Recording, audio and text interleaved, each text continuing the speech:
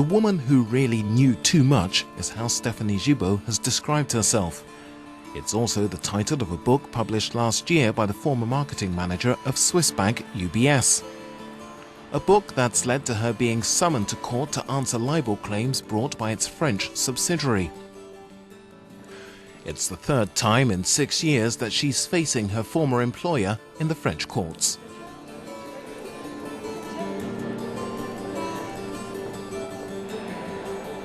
UBS a porté plainte contre moi. UBS filed a complaint against me in 2010 for libel, for daring to ask questions about illegal canvassing and tax evasions. Le démarchage illicite, l'évasion fiscale, et ça m'avait valu de me retrouver au tribunal en 2010. I had to go on trial in 2010 and of course I was discharged. And then it was me who brought UBS before the Employee Claims Court for harassment, where I also won. In both cases there was no appeal. Pour harcèlement, où j'ai aussi gagné, et dans un cas comme l'autre, il n'y a pas d'appel. Charged with money laundering and tax fraud, the Swiss bank has had to pay bail of more than €1 billion. According to the ongoing investigation, UBS has concealed more than €12 billion from French tax authorities via offshore accounts. And yet it continues to hound its former employee. C'est ce que j'appelle moi du harcèlement. It's what I call organised mobbing or gang stalking. It's meant to make you crack. That's what they expect. It's because you're just a crumb in front of this super powerful multinational firm.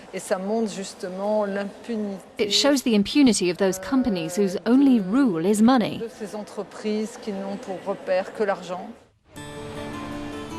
It all began in 2008 with a probe at the UBS France premises.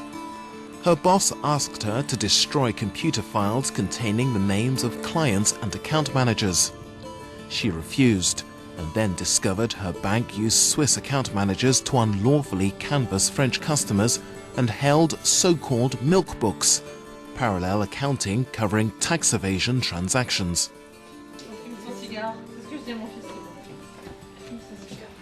I threw myself into the lion's den. I went to see the legal affairs manager, the general manager, the president, the head of human resources. In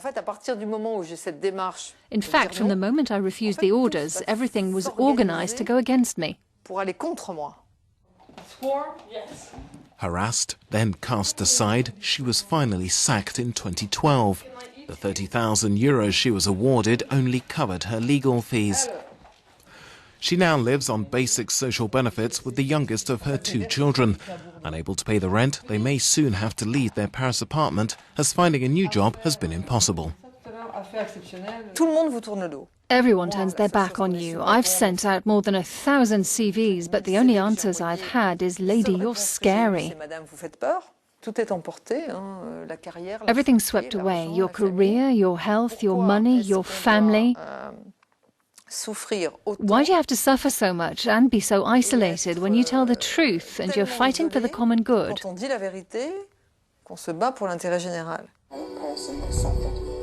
The common good is also the reason Eileen Chubb has been fighting for 15 years in the United Kingdom, one of the few European countries to have a specific law to protect whistleblowers.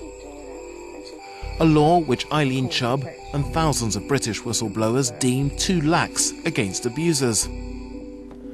She also lost everything after exposing, with 6 of her colleagues, the atrocities she witnessed when she was employed in a care home run by Bupa, a multinational in the healthcare sector. We try to do it that way. And when people are... We've seen people left lying in their own waste day after day, up to 18 hours, until their skin was gone.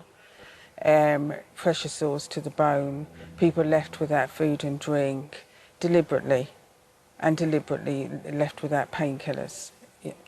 We also saw people drugged on antipsychotic drugs. They weren't even prescribed. They were drugs that were stockpiled from dead people that weren't returned. We saw people spat at, kicked, screamed at. Their money was stolen, their jewellery was stolen. In every way that you can hurt a human being, I saw that happening. There were some arrests, but her former employer was not convicted. Eileen and her colleagues were harassed and fired. She never found work again. Although investigators upheld all accusations, it was not mentioned in the employment tribunal's verdict, and she refused the financial arrangement that was offered. She now lives on a few £100s a month, her small wage as the head of Compassion in Care, the charity she founded to help whistleblowers and denounce abuses in the healthcare sector. She and many more are campaigning for a new law which can really punish abusive employers and more effectively protect people who reveal illegal practices. It's not just about whistleblowing, it's about the victims of silence and the people that suffer and die because whistleblowers were ignored. Silence is the enemy that we fight. And if we can protect whistleblowers with a proper law and remember those who pay the price for silence are the victims of silence, and we can change it all. Sentiment shared in Switzerland, where Yasmine Motajemi has embarked on a titanic battle. She's suing Nestlé, the food industry giant, for harassment. Headhunted from the World Health Organization in 2000, she was the firm's food safety manager for a decade and addressed its shortcomings in food safety procedures. Lack of hygiene in factories, wrong dosages in some infant formulas, contamination of raw materials, and inadequate product labeling. Examples, she says, were numerous, and the company was often slow to respond.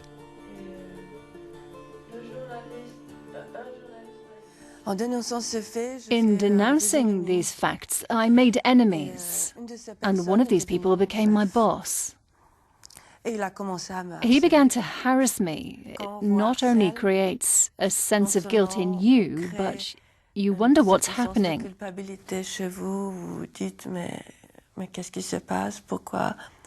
Why is it from one day to the next you're no longer appreciated? Literally from one day to the next. At the same time, it makes you invisible.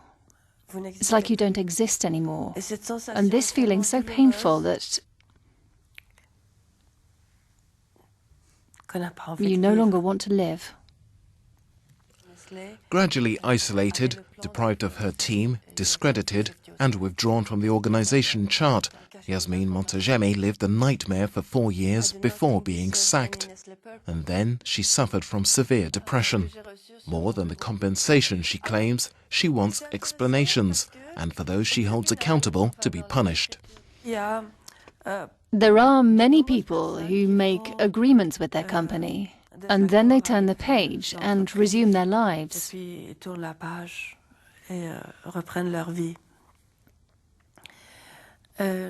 I don't blame them because they don't have the means. They're forced to find a deal because they don't have the resources, the skills, or evidence, because you need to have evidence.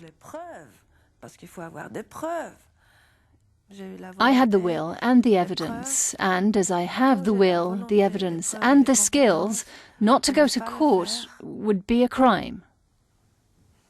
Ce serait un crime.